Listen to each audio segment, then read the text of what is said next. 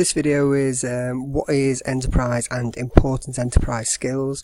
It's in topic 1.2, showing enterprise, and it's a combination of two parts of the specification wedged together, as there's quite a lot of crossover between the two topics. It does make for a slightly disjointed video, possibly more so than many of my others, so bear with it. Make sure, as always, that you are stopping it, pausing it, rewinding it, checking your understanding and trying to convert anything that's being said into this video into your own revision note. It's got to be in your own language, it's got to be your own revision note, and the most powerful thing that you can do is use some of the information here, ask me some questions in class if you are one of my students, or use Tutor2U, Be Business Bee, GCSE Bite Size, and use some of their information to help enhance your knowledge on this topic area.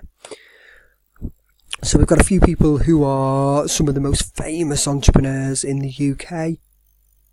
Maybe pause the video, give yourself a few seconds, and can you work out who all five are? Some of them a little bit less well known than others, but if you just want to pause the video now and see if you can identify them. So if we start at the top, we've got Martha Lane Fox, does a lot of work with the government now, very successful with a business called Red Letter Days, sold it for many millions of pounds. It was one of the first internet businesses that really took off. You've got Richard Branson, owner of the Virgin Empire, obviously one of the most successful entrepreneurs in the UK. Lord Sugar, owner of Amstrad and other businesses, again very successful. Jacqueline Gold was the fourth one down. I expect many of you might not have got her. The lady behind Ann Summers, and then finally Anita Roddick, who sadly passed away, but was the founder of The Body Shop. If any of you get the opportunity at any point in your GCSE A level, or if you go on and study at university, get the opportunity to study The Body Shop. Absolutely, truly fascinating business, really interesting background of where she started, how she started. So if you ever get the chance to have a think about The Body Shop, or if you just want to do it, just really find out some information, some really interesting facts about The Body Shop and why it did many of the things that it did in order to get itself started. Key terms, quite a few here. Entrepreneur, enterprises, enterprise, and we'll look at some of those keywords in a minute. Risk, goods, services, driven, and mind map. So we'll come back to a few of these in a little while. So if we start at the top with entrepreneur. Entrepreneur is the person behind the business, the individual that comes up with the idea and is prepared to take a risk in return for potentially some reward. Enterprises is just a fancy name for businesses. In Richard Branson's case, he's a multiple business owner, or with it behind that Virgin brand. And then finally, enterprise is the ability, the qualities that the entrepreneur shows in order to be successful within the business. Willingness to learn, willingness to take risk, that sort of thing. If we look at our five entrepreneurs again and we consider the qualities that we need to have, so number one, absolutely top of the list every single time.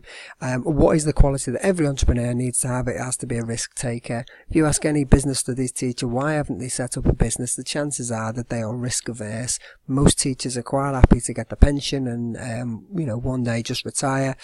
If we were risk takers, then we probably would have gone on. I suspect most business studies teachers like myself have had ideas, have had aspirations, have had thought, probably think that they could run businesses, but the risk taking is the tricky thing, and the people on the left hand side, big risk takers, were prepared to take a gamble.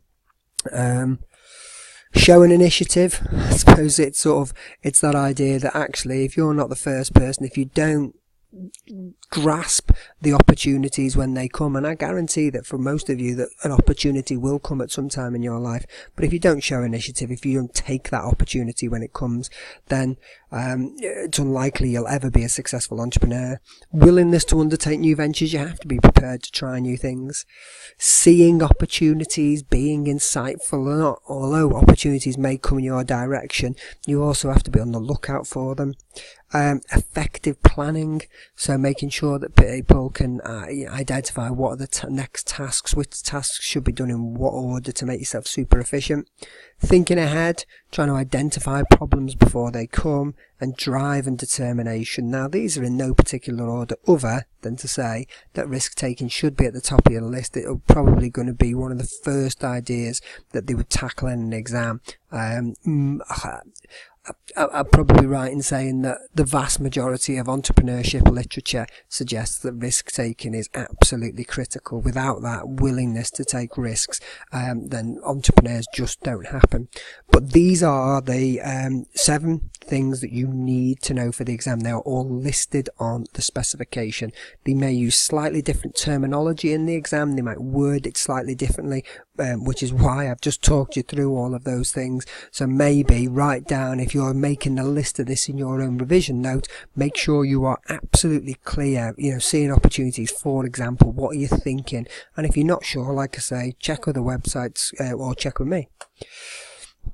Then, as I said, this video was going to be disjointed, so here we are, and we're back to, well, if we're thinking about that word enterprise, what is a business? What do businesses do?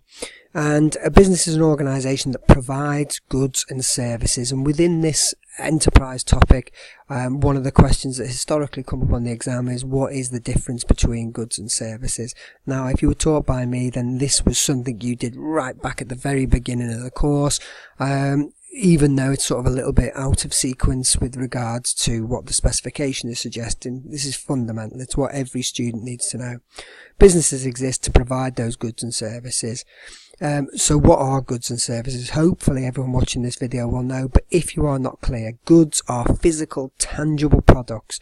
Currently I'm speaking to you via my laptop.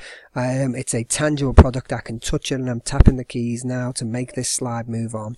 A car, a TV, all tangible products, things that we can touch, that we can feel, that exist. Services, on the other hand, are intangible products. So although in this picture the hairdresser is touching the lady's hair, when the lady walks out having received their haircut, she actually walks out with less than she went in with, probably, other than the time, the expertise of the hairdresser, and that's what we are buying. We weren't buying a product, a tangible good. We were buying the expertise of the person who washed and then cut our hair. Another couple of services, an insurance policy. I'm not buying the piece of paper when the insurance policy comes through my door. I'm buying the promise that if I get broken into, my car is broken into or stolen, or I have a crash or whatever, that the insurance company will pay for that. That's the service I buy from them. And the window cleaner that comes around and cleans my windows, I'm not buying a tangible product. I'm buying their ability, their expertise in cleaning the windows. And then finally, if you've watched the Thinking Creatively video, then we've talked about mind maps before, but mind maps comes up within the specification in this area, and about enterprise and entrepreneurs, and it's to suggest that one of the skills that an entrepreneur needs to have is the ability to link ideas together. And so it's possible that a question could be asked about a skill that an entrepreneur needs to have, or an ability, and it could be linked to mind maps. Don't worry so much about this. If you don't know what I'm talking about with the Thinking Creatively video, then watch the Thinking Creatively video. If you have done that and you're thinking, well, hang on, how does this fit with Thinking Creatively? It's just trying to say that for entrepreneurs, when they're trying to run their business successfully, taking on new initiatives, taking on new ideas, then mind maps are one of the tools which may allow them to link ideas together, which is an important skill for an entrepreneur.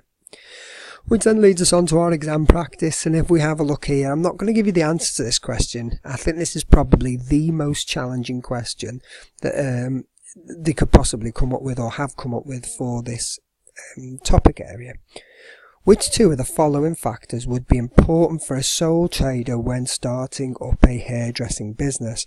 Now, some of the answers only apply to businesses, to a limited company, and therefore the testing your knowledge of sole traders versus limited companies. And again, there's a video on the YouTube channel about that if you're not sure.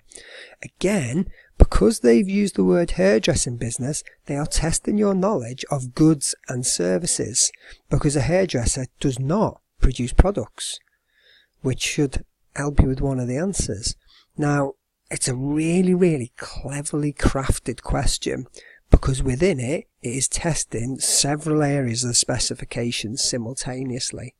And just to get you started, we've said sole traders, this is about sole traders, so answer A cannot be right. Which two of the following factors would be important for a sole trader? Sole trader is not allowed to sell shares. That would be a limited company, and it's that level of complexity which is within this question. So I will leave you to this question. Think about what I've said in previous videos, a little cross if you think it's wrong, a little question mark if it could be right. Once you've got the ones ruled out which definitely aren't correct, then come back, read the question, read the answers again. By process of elimination, get to those correct answers. If you're in my class and you're a little bit unsure, then do come and speak to me after you've created your revision notes and after you've tried your hardest to try and get this answer correct. Thank you very much for listening to the videos. Plenty of other videos on the YouTube channel and more to come. I hope you enjoyed this one and I hope you found it useful.